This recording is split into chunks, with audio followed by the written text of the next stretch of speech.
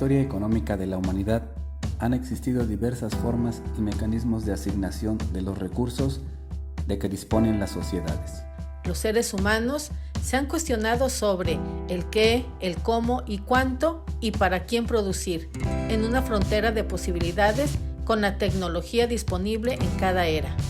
En alguna época, en las sociedades predominó la fuerza bruta para realizar dicha asignación, donde el ser humano era objeto del arrebato y el intercambio como una mercancía más. En otras épocas mediaban las costumbres y la autoridad. Actualmente en nuestro planeta impera el sistema del mercado que abordaremos en este video.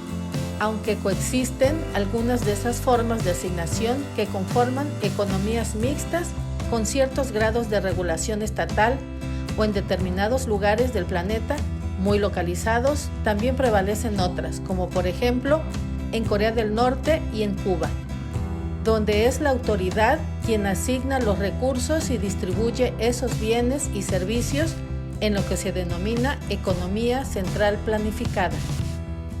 El sistema de mercado es un mecanismo que reúne a personas, familias, empresas, autoridades que desean comprar o vender algún bien o algún servicio.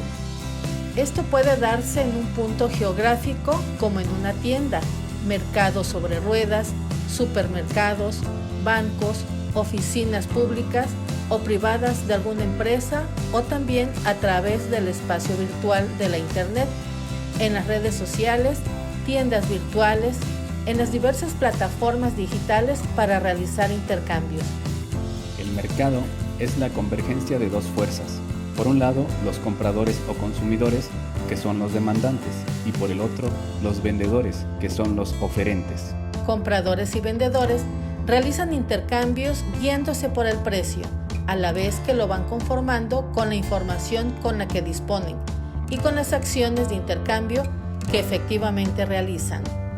La cantidad de un bien que los consumidores desean y pueden adquirir en determinadas circunstancias constituye la demanda, la cual se rige por la ley de la demanda y dice que a mayor precio, menor cantidad demandada, y a menor precio, mayor cantidad de producto demandada.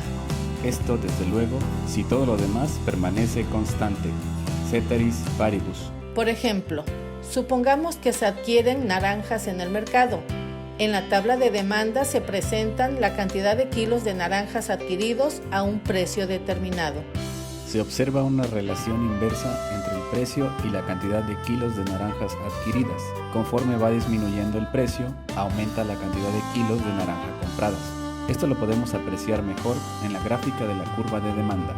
El gráfico de la curva de demanda presenta en el eje horizontal el precio y en el eje vertical la cantidad de naranjas adquiridas cuantificadas en kilogramos. Otra característica de este tipo de curva es que tienen una pendiente negativa. Cada uno de los puntos sobre la curva es la relación precio-cantidad de la demanda, es decir, las variaciones de los precios se reflejan sobre la curva. Por ejemplo, al precio de 45 pesos, los consumidores adquirieron 2 kilogramos de naranja, al precio de 25 pesos, 8 kilogramos y al precio de 5 pesos, adquirieron 16 kilos.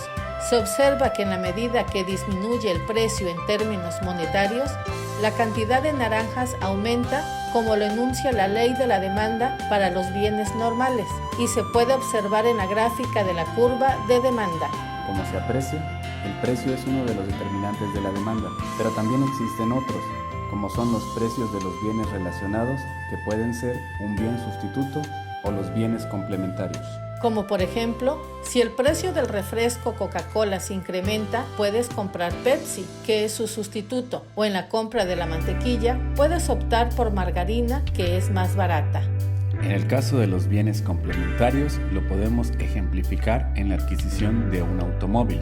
Se debe tomar en cuenta no solo el precio del vehículo, sino también el precio de la gasolina o combustible que utilice, del aceite, los impuestos, el seguro, las refacciones y los servicios de mantenimiento que se requieren para su uso y adecuado funcionamiento. Otros determinantes de la demanda son, por ejemplo, los ingresos disponibles del consumidor, Para bienes normales, un aumento de los ingresos disponibles se refleja en un mayor consumo.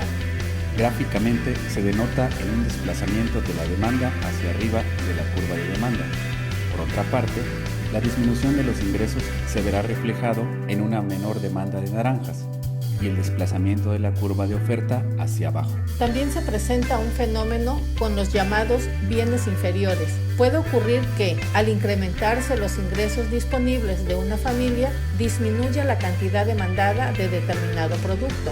Podemos ejemplificar esto con una familia donde aumentan sus ingresos disponibles, además de poseer un automóvil de gama económica y deciden adquirir otro automóvil. Adquirirán ahora uno de gama media y no un segundo automóvil de la gama económica. En un aumento generalizado de los ingresos, es probable que un porcentaje que los que poseen autos de gama media decidan cambiarlos y comprar un auto de lujo o de calidad premium. Otros factores que inciden en la demanda son las preferencias y gustos de los consumidores, así como las expectativas en el futuro ante un cambio en el precio. En las preferencias inciden aspectos subjetivos, cierta lealtad a determinada marca, la mercadotecnia, el gusto personal y sin duda la moda.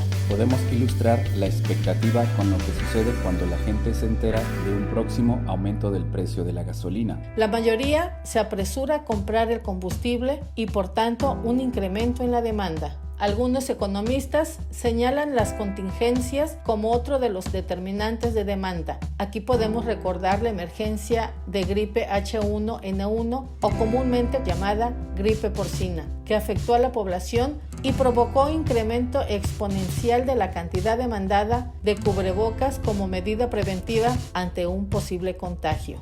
O como ocurre actualmente con el COVID-19, que ha incrementado la demanda de cubrebocas, gel antibacterial, papel higiénico y otros productos. Podemos concluir que los cambios en el precio provocan cambios que se ven reflejados sobre la misma línea de la curva de demanda, y los otros determinantes de la demanda provocan desplazamientos hacia arriba o hacia abajo de la curva de demanda. La otra fuerza del mercado es la oferta, la contraparte de la demanda. Los productores y vendedores que ofrecen cierta cantidad de producto que pueden y quieren vender. Como en la demanda, existe también una relación de precio y cantidad, en este caso ofertada. Si todo lo demás permanece constante, la ley de oferta dice: la cantidad ofrecida de un bien aumenta cuando aumenta el precio del bien. Evidentemente que al aumentar el precio aumenta la rentabilidad, por lo que los oferentes se ven estimulados a ofrecer una cantidad de sus productos, por lo que para aumentar su producción contratan mayor personal y adquieren maquinaria e insumos que requieren para ello. Continuamos con nuestro ejemplo de las naranjas, ahora desde la perspectiva del vendedor. Como se puede visualizar en la tabla de oferta, donde a medida que aumenta el precio, aumenta también la cantidad de kilogramos de naranja ofrecida. Aunque para este caso del mercado de las naranjas, este es un producto perecedero, por lo que tiene un margen limitado en los tiempos tanto de producción y de distribución. En la gráfica de la curva de oferta se observa la relación de precio y cantidad de naranjas con pendiente positiva. Al precio de 2 pesos se ofrecen 5 kilogramos, a 25 pesos 10 kilogramos, 45 pesos 18 kilogramos y así progresivamente. En sentido inverso, un productor se verá poco estimulado a ofrecer su producto por su bajo precio y por tanto baja rentabilidad económica. Aquí podemos citar el caso de productores de naranjas, café y de otros productos agrícolas, que ante el desplome del precio, algunos optan por dejar de cosechar y distribuir su producto.